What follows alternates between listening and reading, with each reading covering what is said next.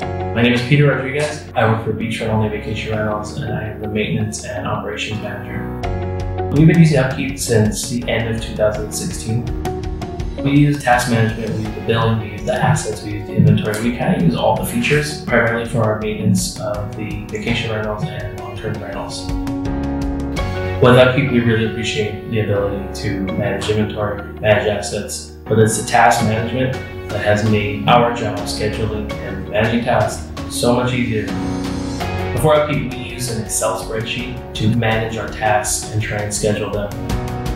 UpKeep has allowed us to continually manage routine, preventative, and ongoing tasks throughout our entire team, and it has really allowed us to continue to maintain the quality.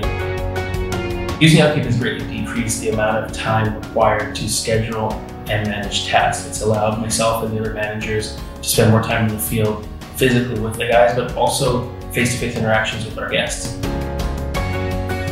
I would recommend UpKeep to any maintenance team that is having trouble reporting, tracking tasks, tracking inventory, or tracking your team members. I'm Peter, and I am a hero of maintenance.